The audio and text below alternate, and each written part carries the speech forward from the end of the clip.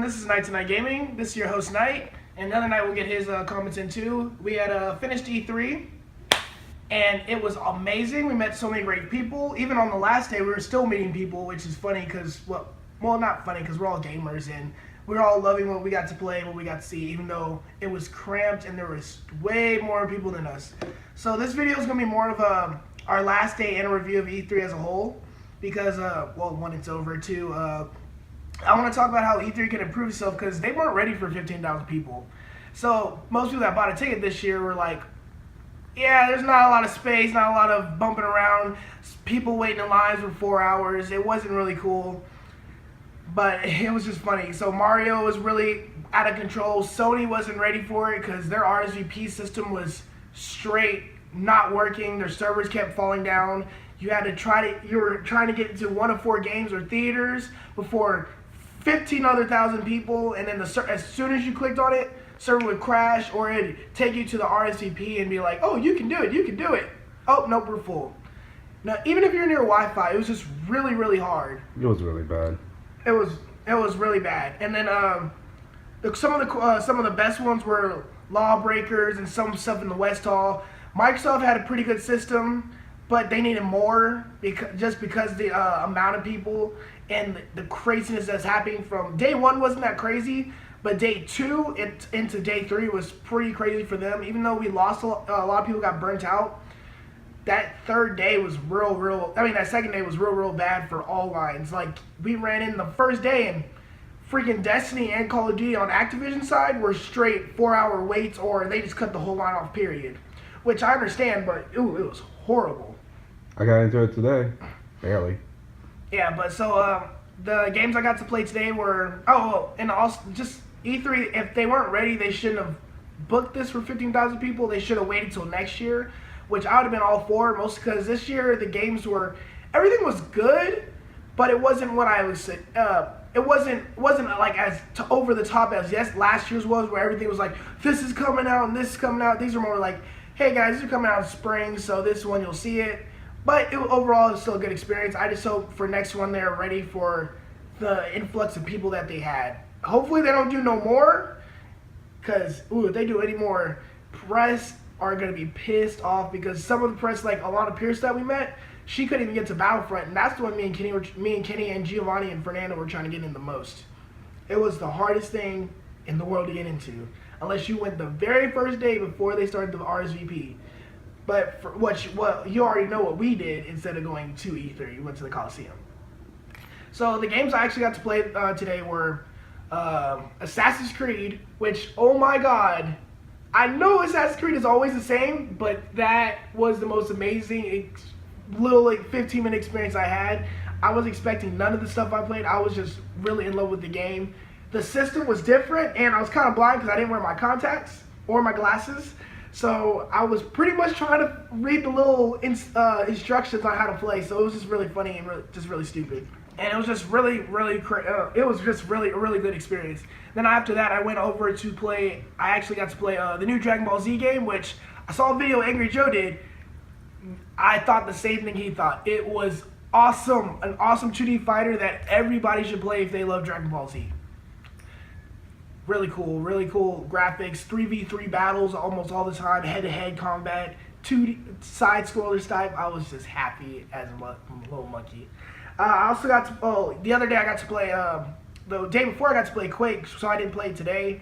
And then I also played, if I can think, I played a lot of games. Oh, we played Lawbreakers 2 more times. Won both. I didn't get MVP the second time because I was trying out a different character. Which Gunslinger?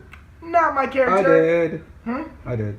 But you chose Vanguard. No, I chose Wrath, then Vanguard. Yeah, I did half and half. But getting scoring doesn't really put you on MVP. It's like scoring and getting kills. I got both. Yeah, but Vanguard you didn't get that much as Wraith. Okay, true. Yeah, Vanguard does way more killing than Wraith does. But and we also because of that, because we came in so many times, the staff actually remembered us, and they actually let us go and do an interview for them, which started like them getting a whole bunch of interviews for everybody that came in, so they can have those witnesses saying, hey, this game is great, it's fun, all that other crap. I don't know where it is. I also got I want to know where it is so we can watch it. Yeah, I'm not really that big of a deal about it because we're about to play the beta and start streaming it. So, you know, who cares? And then I got to play a VR game Petra. That was Kenny played it before I did. But when I played it was really weird because you're playing this little character on screen while looking around the whole world. The only thing I didn't like was changing the camera. I wish it was a smooth motion, not a blinking. Blink, blink, blink until you get to the right one you want to see. That's the only trouble I had with it. Otherwise, it was really fun. And I hope they incorporate some more things like a combo system or something. I feel like that'd be cool. Okay. And then I didn't get to. I already talked about Destiny the other day, but I tried to get into as much Sony. I didn't get no Nintendo. We actually saw Miyamoto and Hideo Kojima, but I didn't notice it. Kenny did. He said hi to us. He said hi. I didn't notice him until after the fact. So that was kind of a really cool experience. Just even seeing the creator of Nintendo. I mean, not the creator. Just seeing Miyamoto and seeing Hideo Kojima. That was really cool. We also saw Alana Pierce. I saw Max Scoville. If you go on my Twitter, I actually have both of them on there. Max Scoville caught me off guard because he's actually super, super tall compared to I am. I'm only 5'9", 5'10", and he's about 6'5", and it was really, really, really, it was really funny. IG booth is just really close by, so as soon as you went to that first hall, you pretty much could meet all of them at once, or, you know, see them across the way. There's other people I wanted to see, but I didn't get to see. I got to see Andre. Actually, if you didn't know, he's like he does reviews. Let's just go with that. He does reviews and a bunch of other things. He's really cool, really awesome. And then I think that's pretty much it on my side. All right, my turn? Yeah. Right, here you go.